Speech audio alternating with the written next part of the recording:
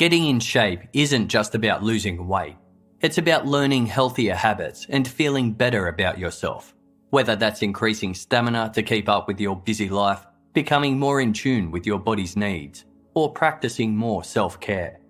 Noom is a habit-changing app that helps users develop a new relationship with food through personalised courses. To get started, you complete a brief questionnaire about your goals, lifestyle, and eating habits. I recently took the survey and was impressed by it. As you progress through the questions, Noom provides information, graphics, and evidence to illustrate how the app works. And within a couple of minutes, you have a tailored program that's ready to use. Noom lets you track meal habits, visualise portion sizes, and check calorie density at a glance. No food is good, bad, or off limits. Noom teaches moderation and can be used in conjunction with many pre-existing popular diets if you want. Best of all, it only takes 10 minutes a day to use, meaning it works with even the busiest lifestyles. You don't have to change it all in one day. Small steps make big progress. Sign up for your trial today at Noom. That's noom.com/casefile. What do you have to lose? Visit noom.com/casefile to start your trial today. That's noom.com/casefile. The last weight loss program you'll need.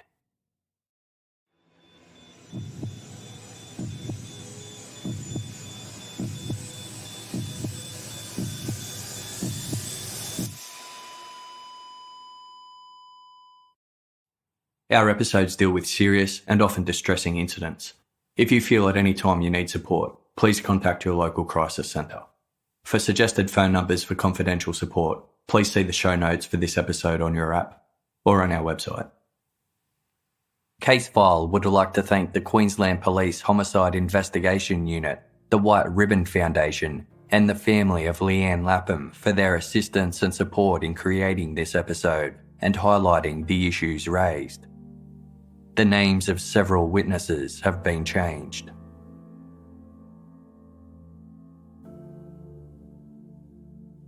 In 1979, American psychologist Dr. Lenore Walker developed the cycle of violence, a theory that explains the patterns of behaviour within an abusive relationship. The cycle consists of 3 phases. The first is tension building, as daily issues like employment, finances, children, illness, and misunderstandings cause pressures within a couple to increase. During this time, verbal, emotional, or financial abuse intensifies to a boiling point where release is inevitable. The cycle then enters the second phase, acute explosion. Abuse peaks as the abuser establishes their dominance through action.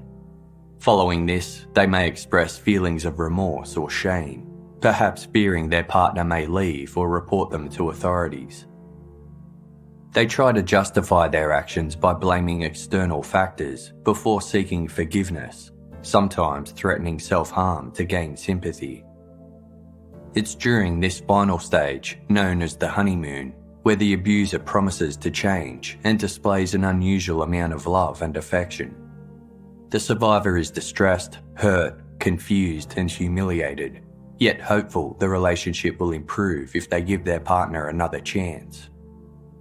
The pair then enter a stage of denial, downplaying the severity or refusing to acknowledge the abuse, entering a period of harmony and intimacy. This stage can be short-lived or long-lasting, before the cycle repeats itself.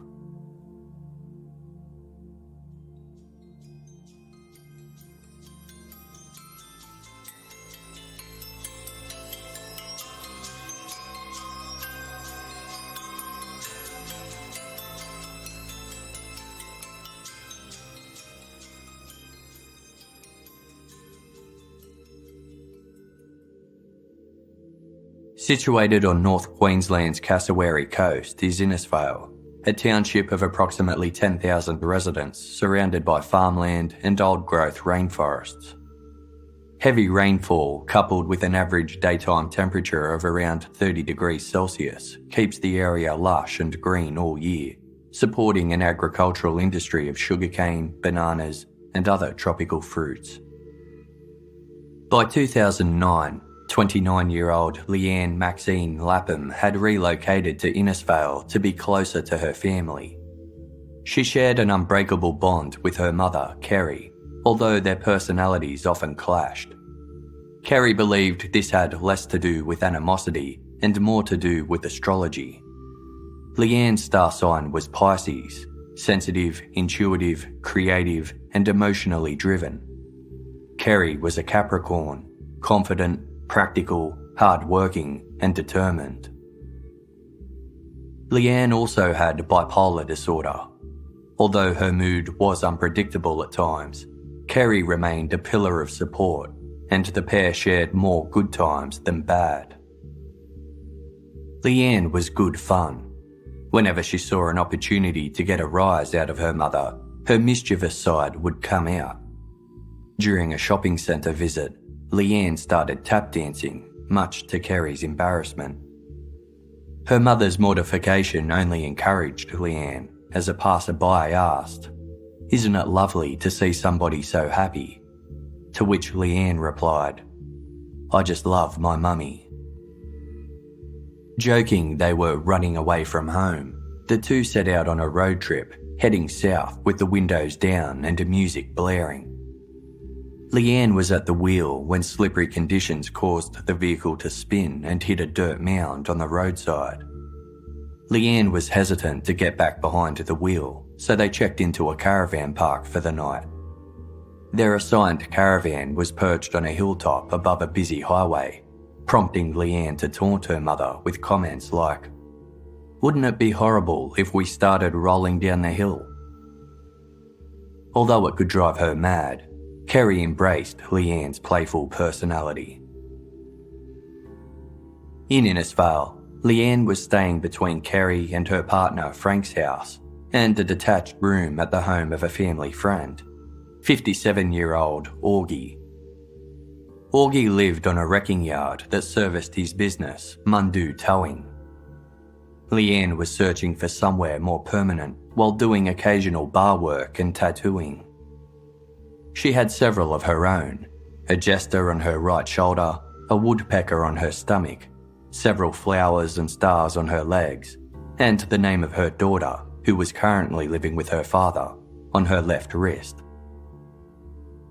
Hoping to make a career of it, Leanne would practice her art on friends and family, including inking a flower on Kerry's right calf. In early 2009, Leanne was at Kerry and Frank's house when Frank invited over one of his workmates, 36-year-old Graham Evans. The former butcher turned labourer had recently moved to Queensland from New South Wales, settling in Innisfail where he worked as a self-employed painter. When he laid eyes on Leanne, Evans felt an immediate attraction and wasn't shy telling Kerry his feelings. Protective of Leanne, she warned him that it was her daughter he was talking about. Evans excused himself to use the bathroom, but went to speak with Leanne instead, inviting her on a date that evening. Evans maintained a level of stability and charm that separated him from other men around town, and Leanne returned from their date smitten. Kerry cautioned her to take things slow, but the two quickly became a couple. Theirs was a rocky relationship from the outset, with the erratic Evans often lashing out at Leanne.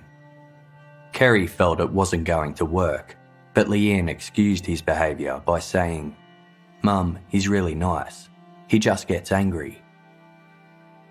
The pair fluctuated between contentment and disharmony, with Leanne's threats to leave causing Evans to beg for forgiveness, declare his love, and promise to treat her better.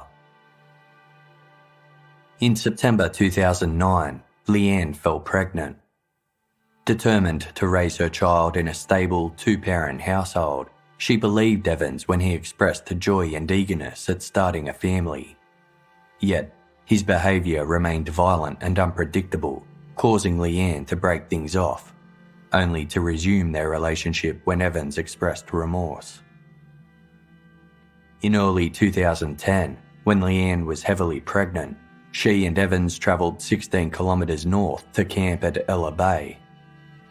An argument broke out and Evans slapped Leanne, snatched her handbag and pushed her out of the car. He slammed her legs in the door before driving away.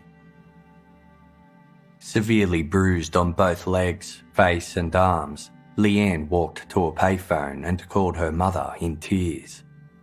A taxi was ordered to pick her up. Kerry knew Evans was verbally abusive and called her daughter names, but Leanne assured everything was fine. When she saw the injuries Evans caused, Kerry encouraged Leanne to file a police report, and she obtained a medical certificate to corroborate it. On March 15, Leanne was scheduled to appear at the Innisfail Magistrates Court to apply for a domestic violence order against Evans, who had no prior criminal record, citing intimidation, harassment, and verbal and physical threats. However, she had to leave before the application was filed to attend an antenatal class. The order was adjourned until April 13. On March 21, Leanne sent a text message to a longtime friend, Matt, who lived in Brisbane. She was fed up with Innisfail and had plans to leave town if the judge didn't issue the domestic violence order against Evans. He had recently threatened to steal the baby from her, or failing that, take it by force. She detailed how Evans showed up unannounced at her mother's house and refused to leave. He verbally abused Leanne, causing her to lose her temper. She wrote to Matt, "I got so angry that I put Bub in danger.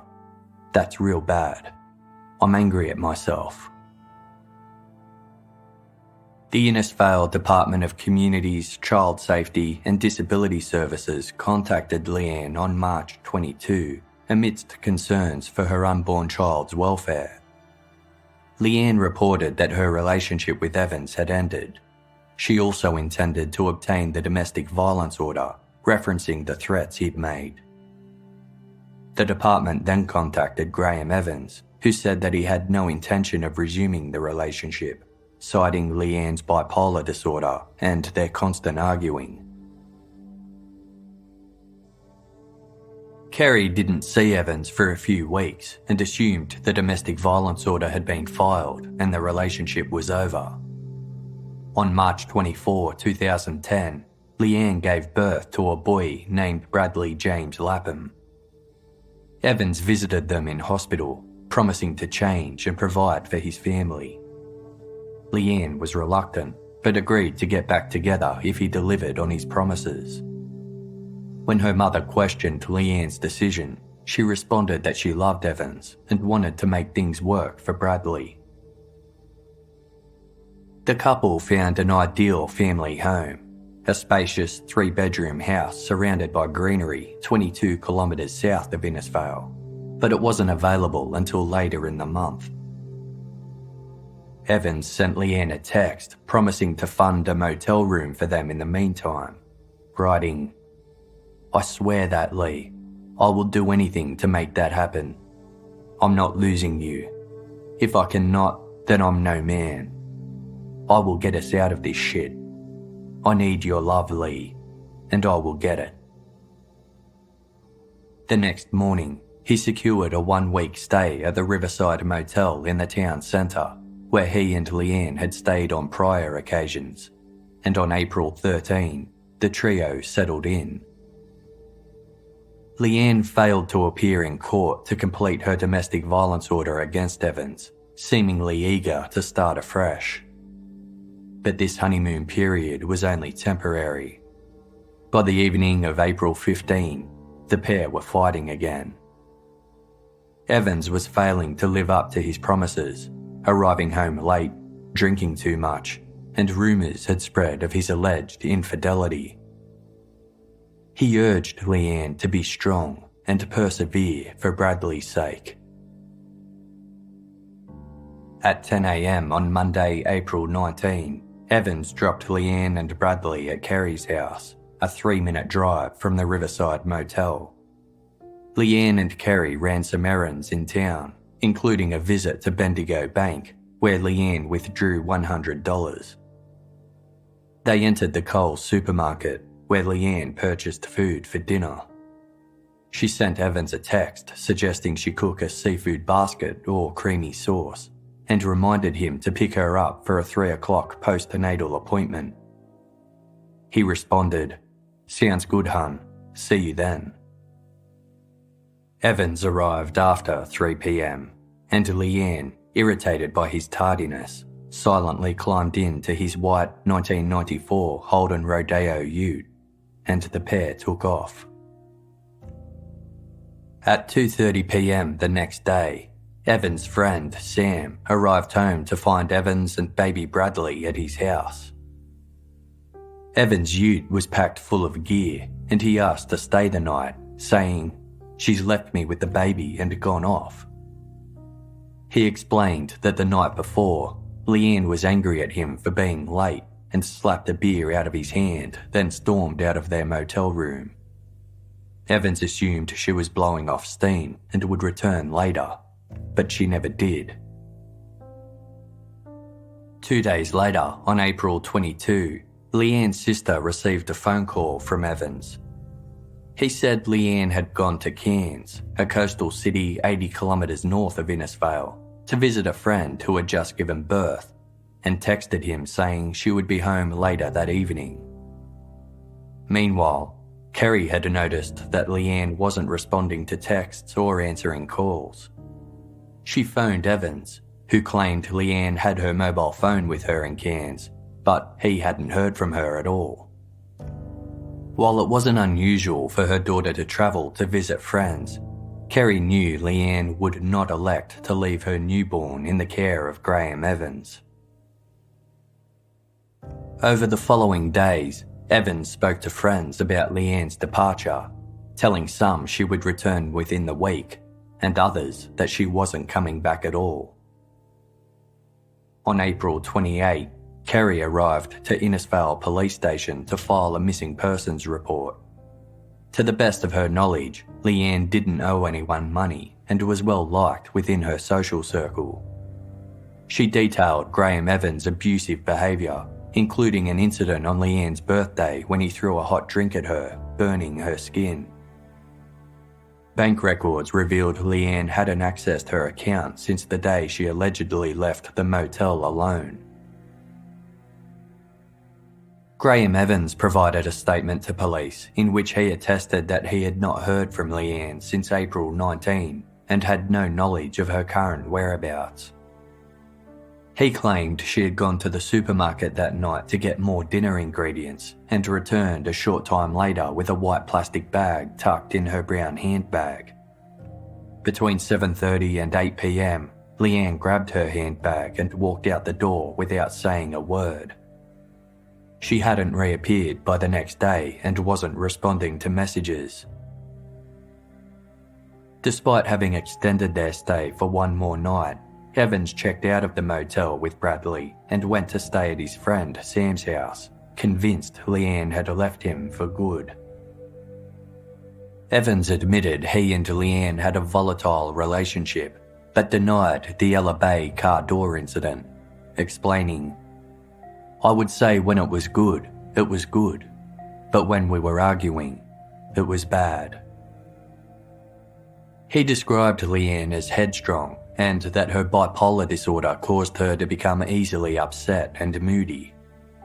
In the week leading up to her disappearance, Leanne threatened to end their relationship and to leave town, but the pair managed to patch things up.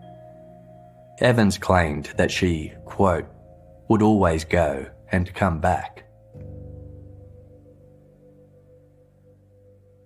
Evans handed his mobile phone to police, with text messages between him and Leanne displaying a clear cycle. Conversations switched between affectionate banter and chit-chat before an argument would take place. Leanne would express her disappointment with Evans and give him the opportunity to end the relationship, but he begged her to stay. On April 10, Evans texted Leanne how much he loved her and was thankful for the chance to make things right. The next night, he wrote, "Love you with all my heart. I am so mad with myself for letting it end up like this. I can make it right, and that's what this man will do, hun. I swear. By April 17, tensions escalated once more. Leanne told Evans she had booked a flight and was leaving for good, as he pleaded with her to reconsider. Leanne insisted they were better off apart, and Evans responded by swearing on their son's life that he would never snap at her again, asking her to let him love her. By April 19, things seemed to have improved as they texted dinner plans throughout the afternoon until they were back together at the motel room. There was silence until 10:35 p.m, when Leanne's mobile received a text from Evans letting her know that he had fed the baby and gone to sleep. She did not reply.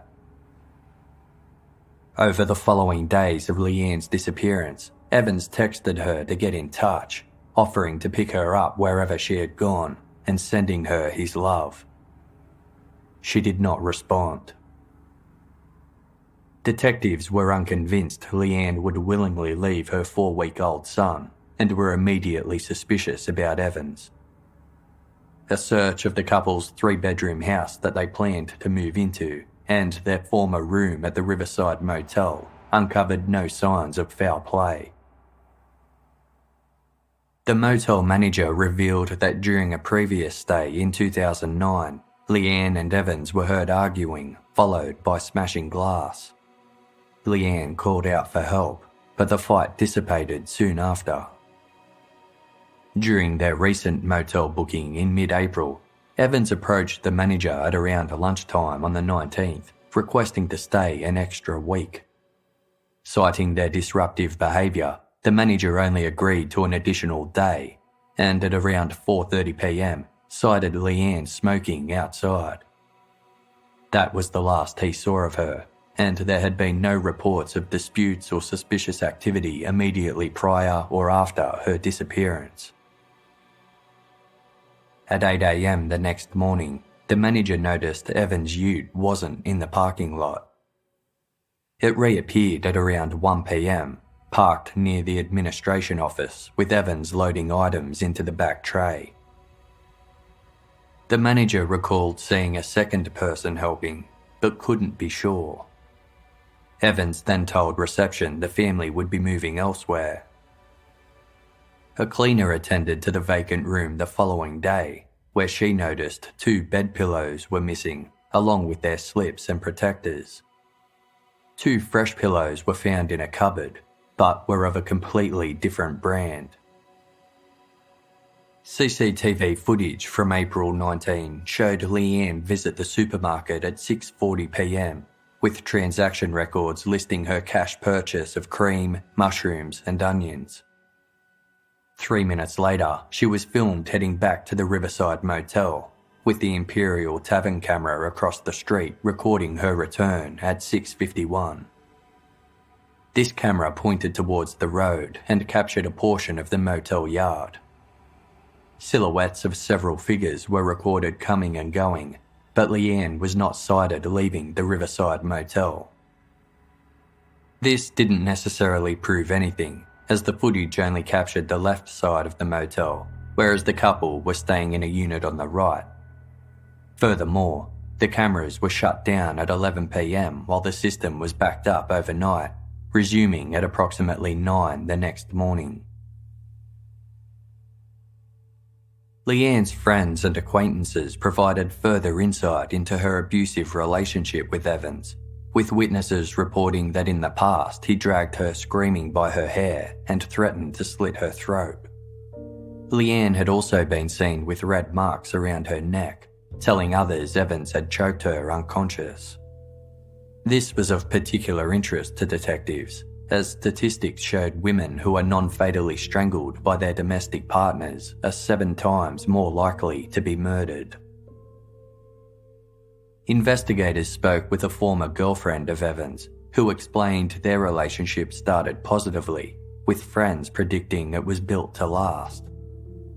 She described Evans at the outset as a normal country guy and a dependable provider who offered financial assistance to friends strapped for cash. Then, one afternoon, as she drove an intoxicated Evans home, he punched her for the first time. She broke up with him, only to relent to his begs for forgiveness and reunite 3 weeks later. The abuse escalated and peaked when she lost their child from an ectopic pregnancy. Evans spiralled afterwards, wrapping his hands around her neck and threatening to kill her. She took his threat seriously, as Evans was a gun enthusiast and owned several firearms. In 2001, she left all her belongings and fled to a friend's house, marking the end of her 5-year ordeal. Evans continued to harass and stalk her until he moved to Queensland in 2007.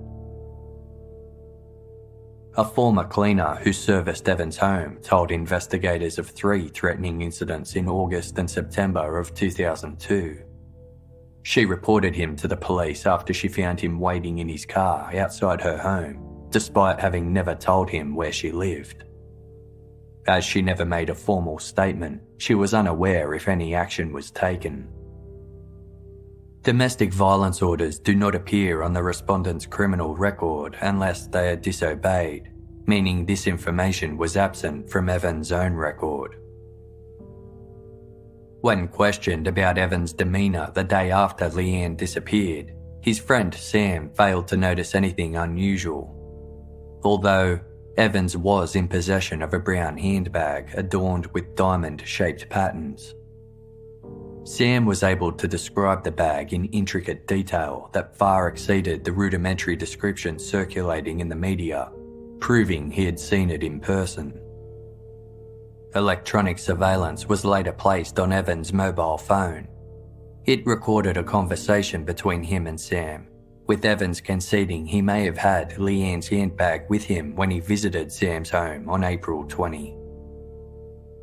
As the investigation progressed, Kerry was unable to shake the feeling that Evans knew more about her daughter's disappearance than he was letting on.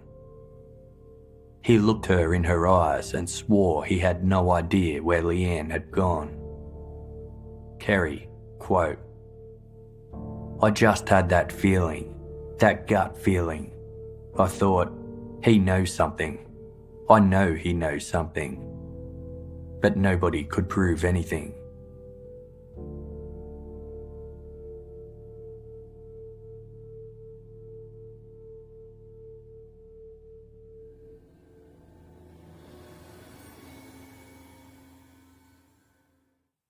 Let me ask you something. How much time do you spend in front of digital screens? Between phones, tablets, work computers and TV, the average person spends nearly 7 hours a day looking at screens. That's why you should look into Movement's Everscroll blue light filtering glasses. They're built to protect your eyes from the blue light emitted by screens that's known to cause eye strain, discomfort and poor sleeping patterns. Because they use Movement's best-selling frames, they look just like regular glasses, but their blue light filtering lenses can help promote better sleep, lower stress hormones, and improve your focus. Casefile team member Paulina loves her Everscroll glasses because of their stylish design and perfect fit, and is considering wearing them all the time, even when she's not at her computer. Whether you're at the office, scrolling through your phone, or unwinding from a long day, Everscroll glasses have you covered. They start at just $65 and are available in a wide range of styles. Get 15% off today with free shipping and free returns by going to movement.com/casefile. Shop Movement Everscroll blue light filtering glasses. Protect your eyes and look great doing it. Go to mvmt.com/casefile. That's movement.com/casefile. Join the movement. Do you sell stuff online? Then you know what a pain the shipping process is. Figuring out which carrier to use and spending all that time at the post office, it's time-consuming, expensive, and involves a lot of work. Luckily, ShipStation was created to make life easier, and now it's available in Australia, the UK, and Canada. Whether you're selling on eBay, Amazon, Shopify, or over 100 other popular selling channels, ShipStation lets you access all your orders from one simple dashboard. Plus, it works with all of the major shipping carriers, including Australia Post, DHL, FedEx, UPS, your local courier, and many more. So you can compare rates and select the best shipping option for you and your customers. And right now, Casefile listeners get to try ShipStation free for 60 days when you use promo code Casefile. See for yourself why ShipStation is rated #1 by online sellers in the US. Just visit ShipStation.com, click on the microphone at the top of the homepage, and type in Casefile. That's ShipStation.com, then enter promo code Casefile. ShipStation.com. Make ship happen. According to studies, only about 10% of break-ins are planned beforehand. The rest are spur-of-the-moment crimes of opportunity. In other words, random. But despite these statistics, only 1 in 5 homes has home security. Maybe that's because most companies don't make it easy. Home security can be expensive, and setting it up can be time-consuming. That's why SimpliSafe is my top choice. SimpliSafe protects every door, window, and room with 24/7 professional monitoring. It's won lots of awards, from CNET to the New York Times Wirecutter. Plus, they make it easy on you. There's no contract, hidden fees, or fine print, and around-the-clock monitoring is just $15 a month. But best of all, SimpliSafe uses video verification technology. When other home security systems are triggered, police often assume it's a false alarm and the call goes to the bottom of the list. With SimpliSafe, police can see that a break-in is happening and get to the scene 3.5 times faster than other home security companies. Visit simplisafe.com/casefile. You'll get free shipping and a 60-day risk-free trial. You've got nothing to lose. Go now and be sure you go to simplisafe.com/casefile so they know our show sent you. That's simplisafe.com/casefile.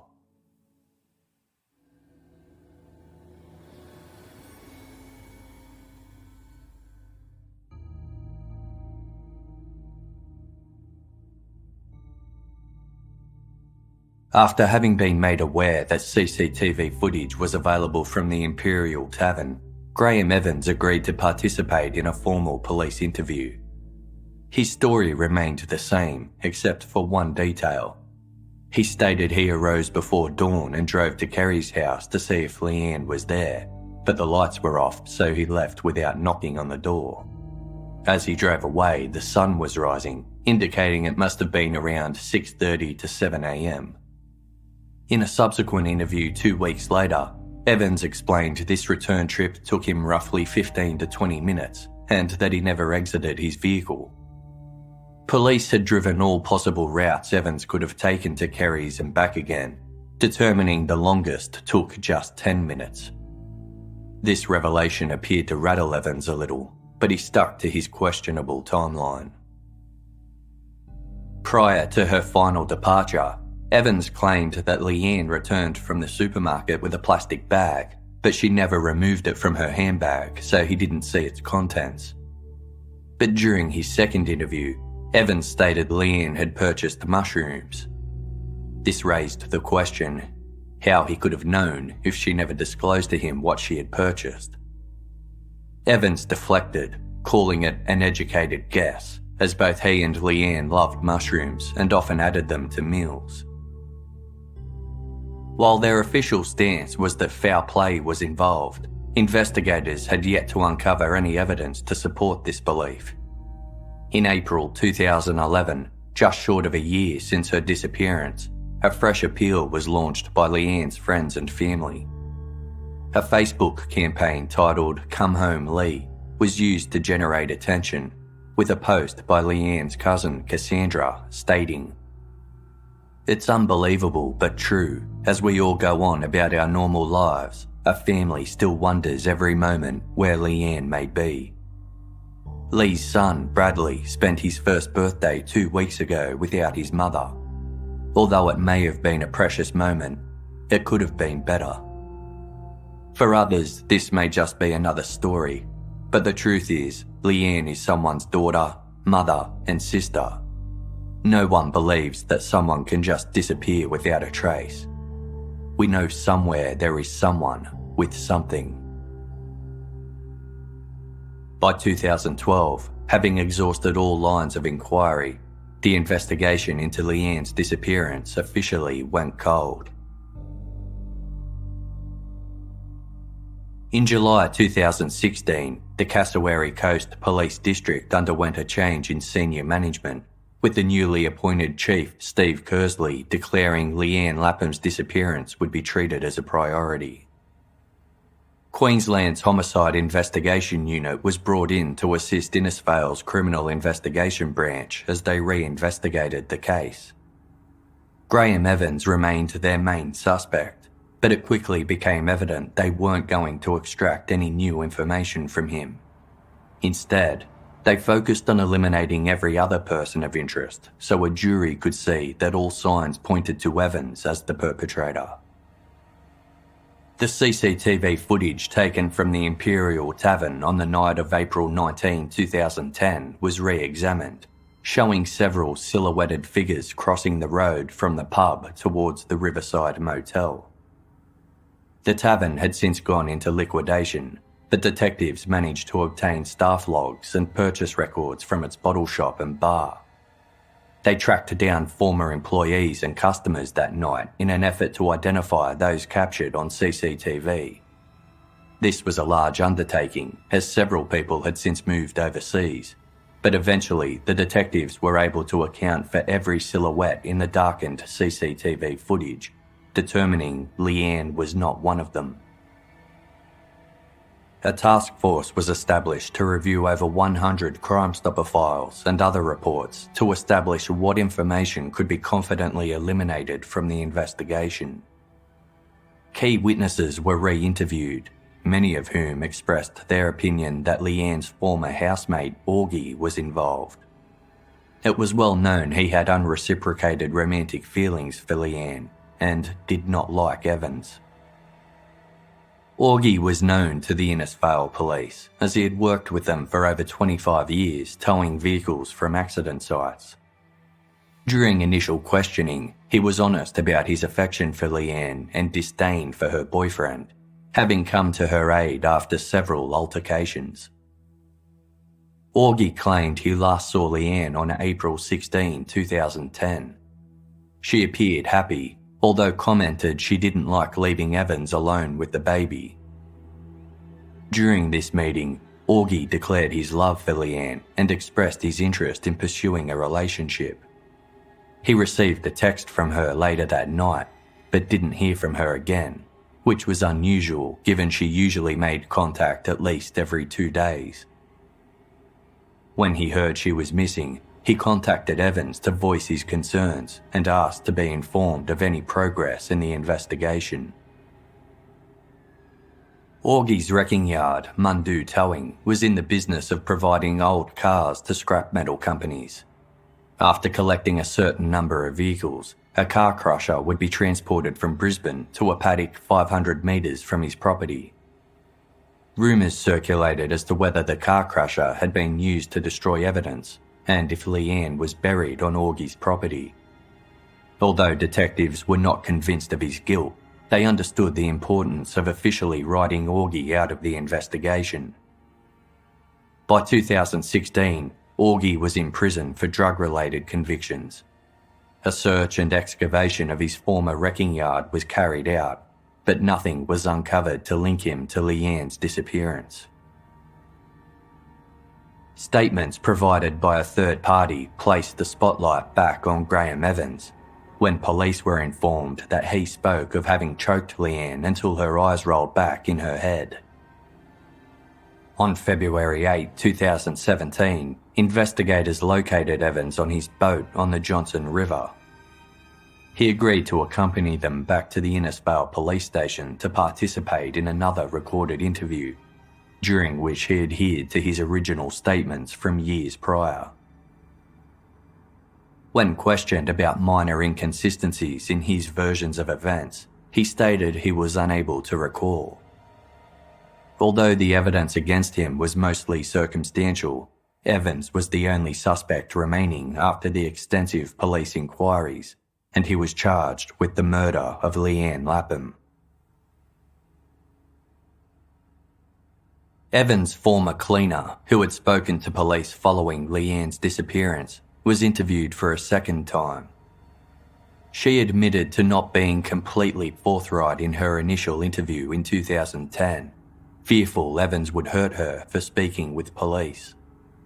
She now admitted to having been intimate with Evans on 1 or 2 occasions in 2002, but they were never a couple. In late August, Evans tracked her down to her sister's house and asked her to come to his property to do some cleaning. Unnerved by his unexpected presence and tense demeanour, she refused and asked him to leave, but Evans grabbed her by the arm and said, "You're coming with me." She broke free, and Evans then said, "I've only come here to do one thing." He grabbed her by the throat and applied pressure. He spat in her face and threatened to kill her, only relenting when her sister emerged from the house and threatened to call the police. Evans left the property, hurling verbal abuse as he went. She initially hesitated to report the incident to the police as she knew Evans owned a gun and was proficient with a knife, having once seen him carve up a sheep. Despite her fears, she proceeded with the report and a domestic violence order was issued. She never saw Evans again. Soon after, she moved interstate and changed her phone number, partly motivated by a desire to distance herself from Evans. Although she hadn't heard from him since, she remained fearful that he would find her again. In August 2017, new legislation was passed in Queensland Parliament titled No Body, No Parole. This law required prisoners convicted of murder or manslaughter to reveal the whereabouts of their victims' remains in order to be eligible for parole. It aimed to provide closure for families, applying to anyone currently incarcerated, with inmates told providing the information now will be taken into consideration when their parole applications were made. On September 19, 2017, Graham Evans appeared in the Brisbane Supreme Court to apply for bail.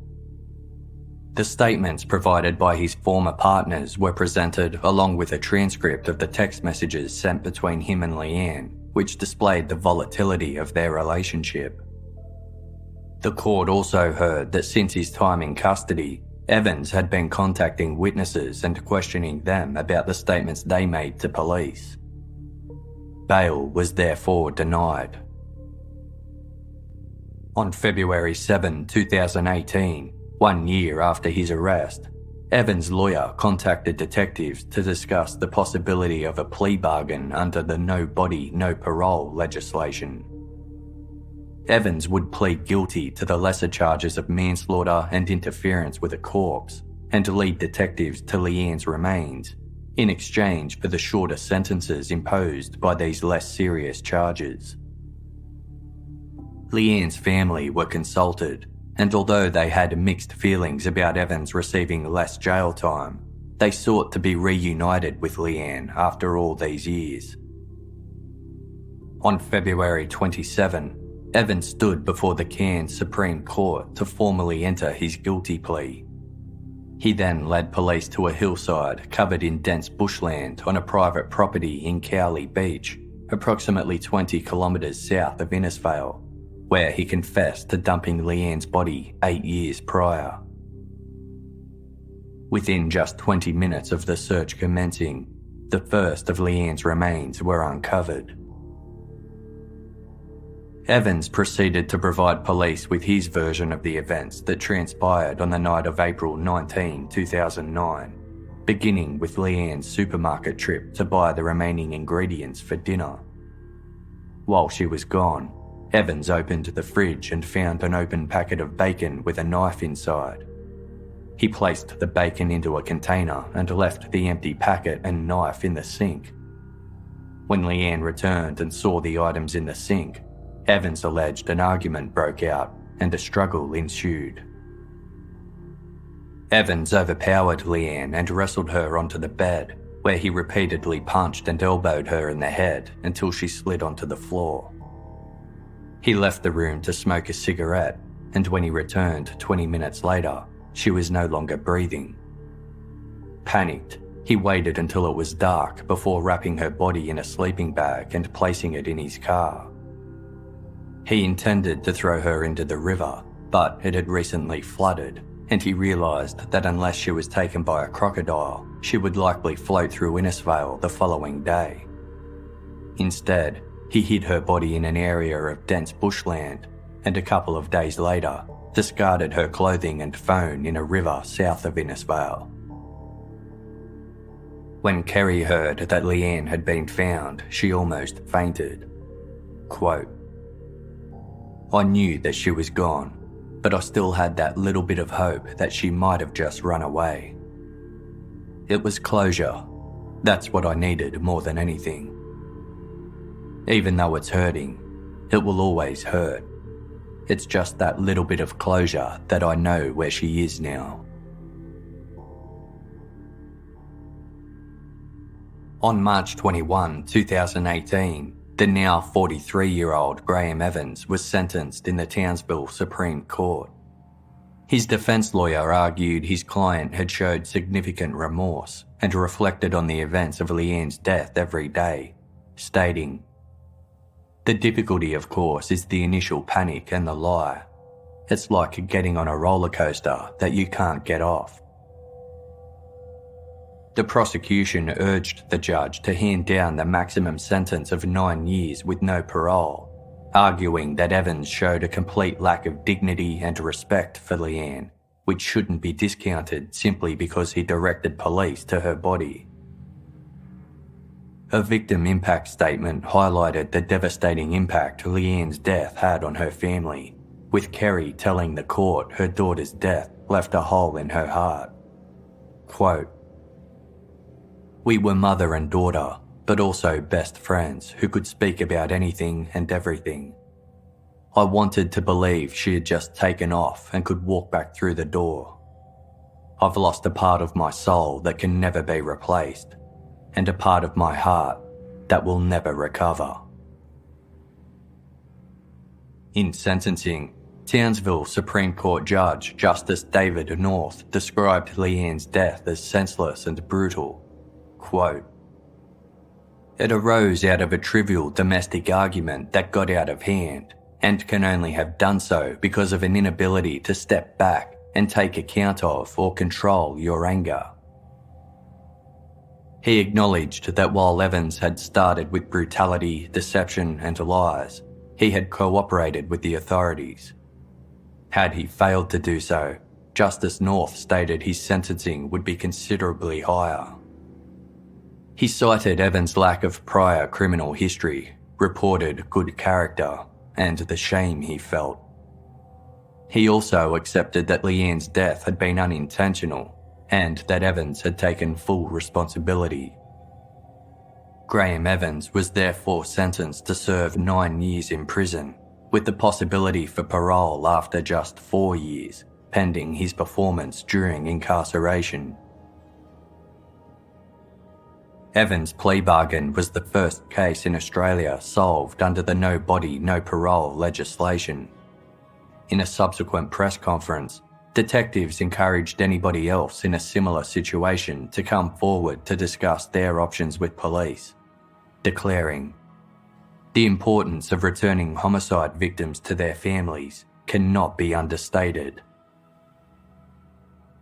Evans' lawyer, Phil Rennick, stated that Evans looked forward to doing his time and upon his release would go on to look after his and Leanne's son, Bradley. Quote, "I don't know what the child understands, he's fairly young, but it's going to come a time when Mr. Evans or some other family will have to explain it to Bradley." The circumstances of his mother's death reached Bradley's classmates at his primary school, where he was teased for having a murderer as a father. Kerry, quote, "Imagine how a little 6-year-old, 7-year-old boy feels with all that happening."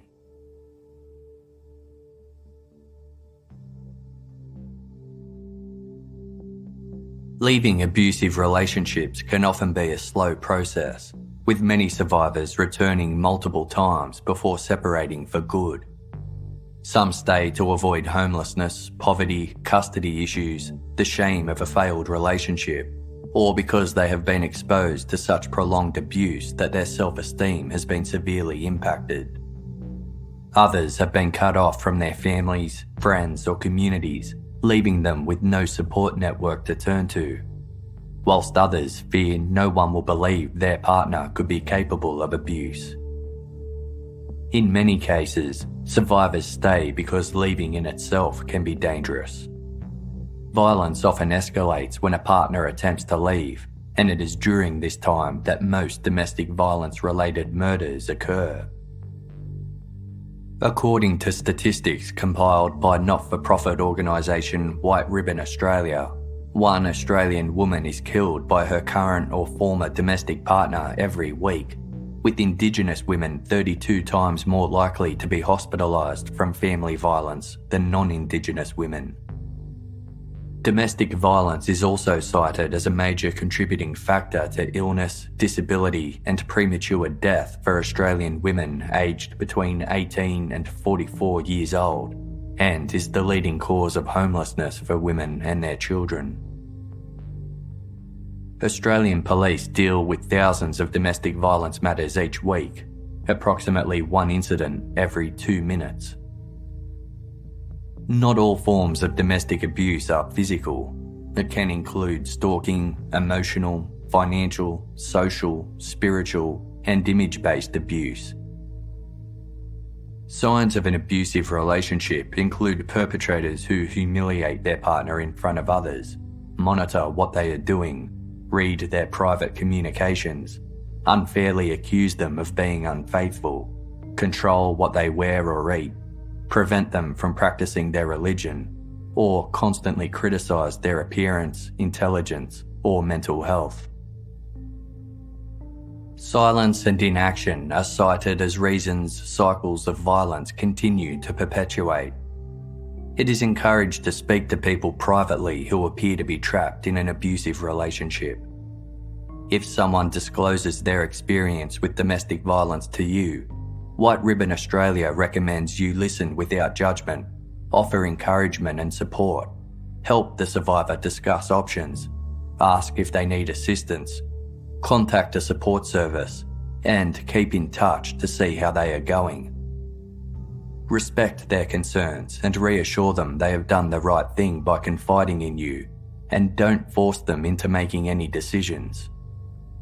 Check with them first before you say anything to their partner, as violence may escalate if they discover you have been informed about the abuse. Keep the information confidential unless children are involved and the laws of your state or territory require you to inform police.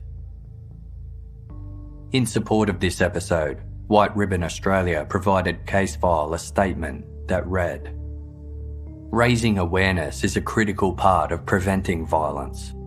Communities standing together and saying no to violence against women and children can encourage people to speak out when they see behaviour that isn't okay, or to question their mate's behaviour towards their partner, or even their own attitudes. Bringing violence against women and children into the spotlight is a key step in ending disrespect and violence."